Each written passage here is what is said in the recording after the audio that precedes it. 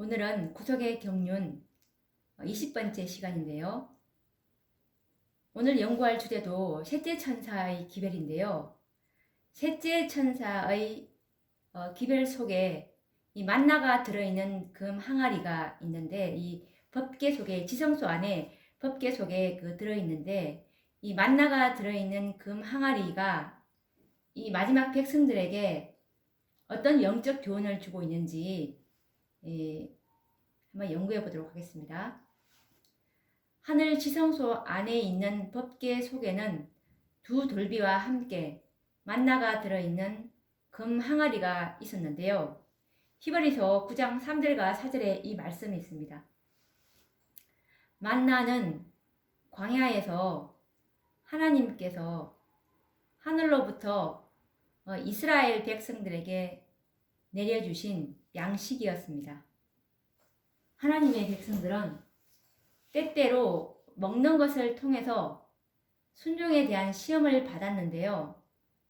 그때마다 불순종과 부절제의 결과로 오는 이 저주의 현상들을 겪어야만 했습니다. 인류의 시조 아담이 그랬고, 각 시대의 많은 사람들 역시 먹는 문제로 실족을 했었습니다. 마찬가지로 하나님께서는 만나를 통하여 이스라엘 백성들을 시험하셨는데, 특별히 이 출애굽기 16장 4절과 5절을 보시면 넷째 계명인 안식일을 지키는지 그리고 지키지 않는지를 이 만나를 통해서 시험을 하셨다고 말씀에 나와 있습니다. 많은 사람들은 하나님의 율법을 지킬 수 없는 이유가 먹고 살기가 너무 힘들기 때문이라고 변명을 합니다. 그러나 이스라엘 백성들의 경험에서 보게 되면 먹을 양식을 하늘에서 비같이 내려주셨을지라도 그들은 하나님의 율법을 지키지 않았음을 볼 수 있습니다. 출애굽기 16장 27절과 28절에 보면 그 말씀을 하고 계시는데요. 제7일에 백성 중 들어가 거두러 나갔다가 얻지 못하니라. 여호와께서 모세에게 이르시되 어느 때까지 너희가 내 계명과 내 율법을 지키지 아니하려느냐 라고 질책하셨습니다. 그런데 하나님께서는 이 만나를 거두어 항아리에 담아 지성소 법궤 안에 간수하게 하셨습니다. 출애굽기 16장 32절 말씀해 보시면 모세가 가로되 여호와께서 이같이 명하시기를 이것을 오멜에 채워서 너의 대대 후손을 위하여 간수하라 라고 말씀하셨습니다. 그런데 이스라엘 백성들은 부주의함으로 대대 후손에게 기념이 되어야 할 이 만나 항아리를 간수하는 일에 실패하였습니다. 왜냐하면 솔로몬이 성전을 건축하고 지성소에 법궤를 들여 놓을 때에는 만나 항아리와 아론의 쌍난 지팡이는 법궤 속에 없었기 때문이라고 이 열왕기상 8장 9절과 그리고 역대하 5장 10절 말씀을 참조해 보시면 알 수가 있습니다. 뿐만 아니라 이스라엘 백성들은 두 돌비조차 보관하는 일에 실패하였기 때문에 이 스룹바벨 성전에는 법궤마저도 없는 텅 빈 지성소가 되고 말았습니다. 그러나 먼 훗날 사도 바울은 계시를 통해서 하늘의 성소를 보았고 그곳에는 이스라엘 백성들이 잃어버렸던 법궤는 물론 만나 항아리와 아론의 쌍난 지팡이가 모두 있음을 보게 되었는데요. 히브리서 9장 3절과 4절에 그 말씀이 있는데 읽어보겠습니다. 또 둘째 휘장 뒤에 있는 장막을 지성소라 일컫나니 금향로와 사면을 금으로 싼 언약궤가 있고 그 안에 만나를 담은 금 항아리와 아론의 쌍난 지팡이와 언약의 비석들이 있고라는 말씀에 있습니다.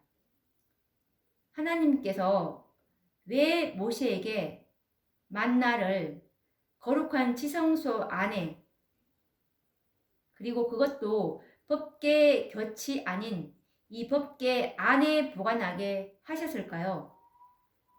그처럼 거룩한 곳에 보관된 이유는 훗날 백성들에게 두 돌비의 10계명에 버금가는 교훈을 주시려는 목적을 위한 하나님의 뜻이 아니겠습니까?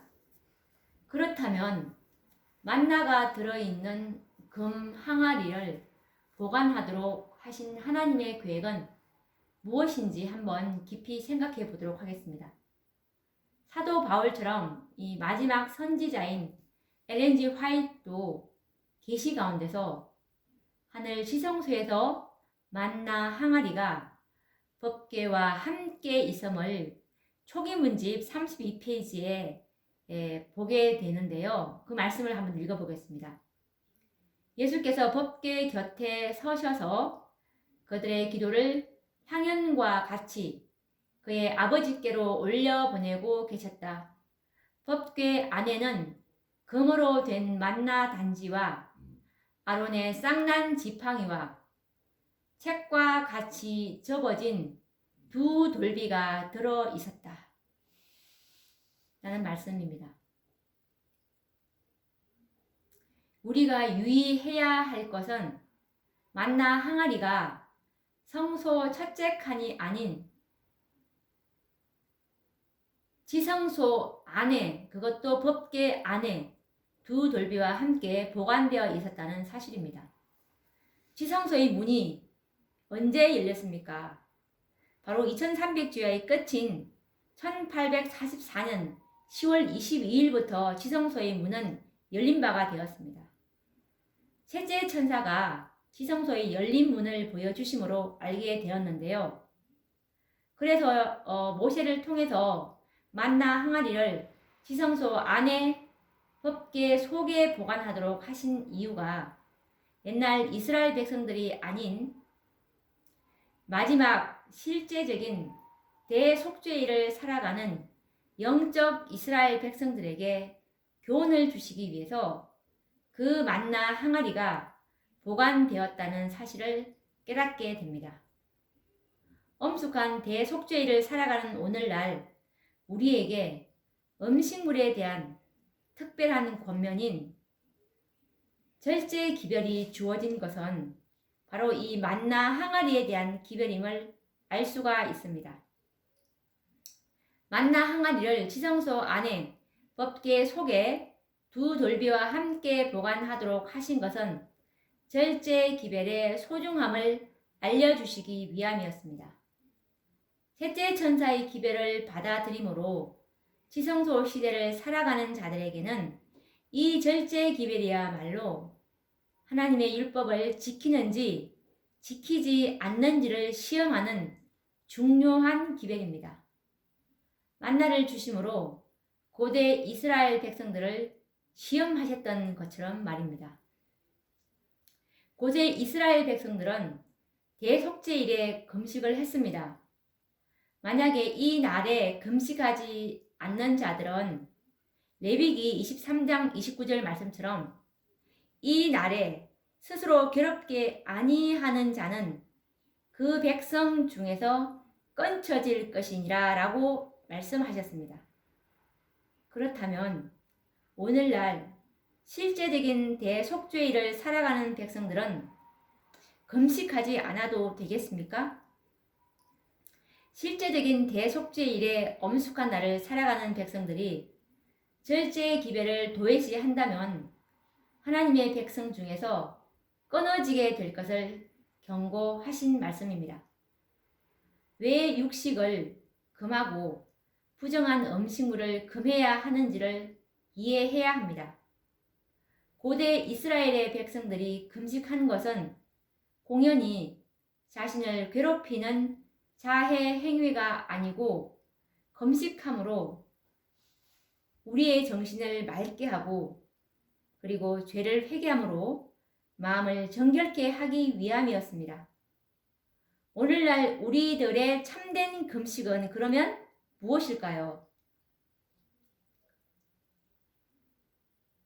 절제 생활 160페이지에 보시면 이에 관한 말씀이 있는데요.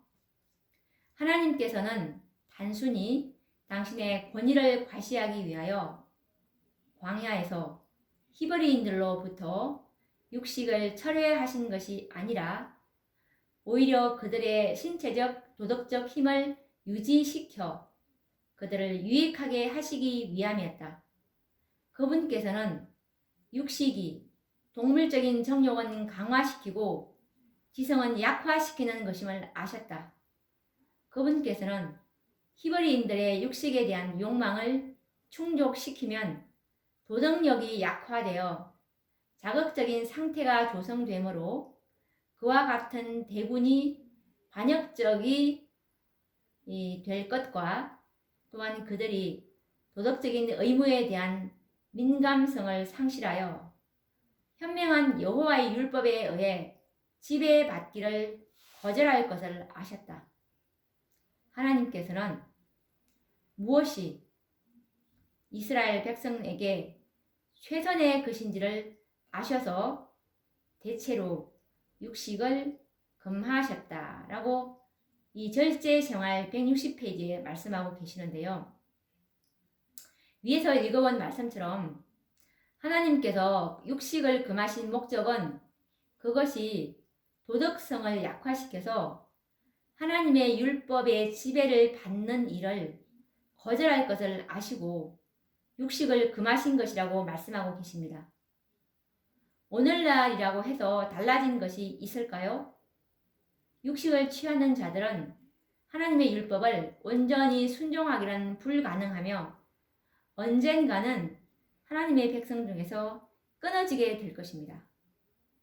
식욕의 노예가 되어서 육식을 즐기고 탐식하는 자들은 품성을 준비하는 일에 실패할 것입니다.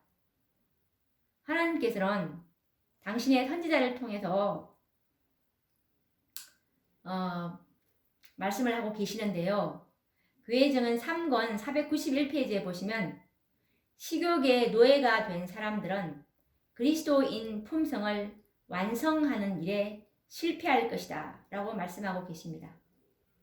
그리고 음식물과 식생활에 관한 권면 382페이지 말씀해 보셔도 육식하는 문제에 관하여 지금 절반쯤만 계시만 많은 사람들은 하나님의 백성들과 더 이상 동행하지 않기 위하여 그들을 떠나갈 것이다 라고 말씀하고 계십니다.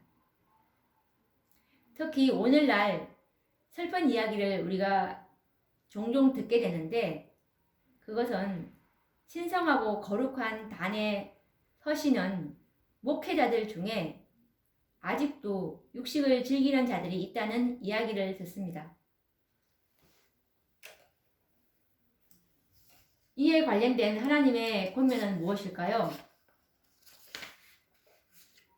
교회에 보내는 권면 236페이지 말씀을 보시면 일찍이 인간에게 주어진 진리 중에 가장 엄숙한 진리를 선포하는 복음 교역자가 된 자가 애굽의 고기 가마로 돌아가게 하는데 모범을 보일 것인가? 하나님의 창고에서 나오는 11조의 녹을 먹는 자들이 스스로 자기 방종에 빠져서 저희 혈관을 흐르는 생명의 흐름을 해치게 할 것인가? 저들은 하나님께서 저들에게 주신 빛과 경고를 무시할 것인가? 신체의 건강은 은혜 가운데서 성장과 침착한 기질의 획득에 요긴한 것으로 간주되어야 한다. 만일 미장을 적절히 돌보지 아니한다면 정직하고 도덕적인 품성은 방해를 받을 것이다. 우리가 위장을 적절히 돌보지 않는다면 정직하고 도덕적인 품성에 방해를 받게 될 것이라고 말씀하고 있습니다. 또 이와 관련된 증언의 말씀은 음식물과 식생활에 관한 권면 399페이지에 있는 말씀인데요. 우리 목사들 중에 아무 사람도 육식함으로 나쁜 모본을 보이지 않도록 하라. 목사들과 그 가족들은 건강개혁의 빛에 따라서 살도록 하라. 우리 목사들은 자신의 체질과 자녀들의 체질을 동물화시키지 않도록 하라. 그리고 또 음식물과 식생활에 관한 권면 402페이지에도 육식이 차려진 식탁에서 다른 사람들과 함께 그것을 먹는 목사들을 우리가 신임할 수 있을까? 너희는 너희 하나님 여호와께서 너희에게 명하신 명령을 삼가 지키라. 신명기 6장 17절 말씀. 건강 법칙을 범하는 사람마다 분명히 하나님의 불쾌하심을 입을 것이다 라고 말씀하십니다. 하나님께서는 우리의 영과 혼과 몸이 온전하게 되기를 원하십니다. 우리의 육체와 정신은 뗄 수 없는 불가분의 관계를 가지고 있습니다. 만약 우리의 정신이 육체를 지배하지 못하여 부절제를 용납한다면 그는 품성 건설에 실패할 것은 당연한 일입니다. 이 엄숙한 대속죄를 살아가는 재림 성도들에게 이 건강 기별이야말로 참으로 귀중한 기별이며 반드시 순종해야 할 기별입니다. 만약 불순종한다면 백성 중에서 끊어지고 말 것입니다. 그러므로 이 셋째 천사의 기별자들은 이 절제 기별로 말미암아 온 영과 혼과 몸을 온전하게 해야 할 것입니다. 하나님께서 모세에게 명하여 만나를 담은 금 항아리를 지성소 안에 법궤 안에 보관하도록 하신 그분의 섭리를 우리는 기억해야 할 것입니다. 우리가 오늘도 셋째 천사의 기별 속에 있는 법궤 안에 있는 지성소 안에 있는 법궤 속에 있는 만나 금 항아리에 들어있는 이 만나에 대해서 우리가 연구를 해 보았는데요. 다음 시간에도 우리가 이 구속의 경륜 또 이어서 연구를 해 보도록 하겠습니다. 그러면 다음 시간에 뵙도록 하겠습니다. 감사합니다.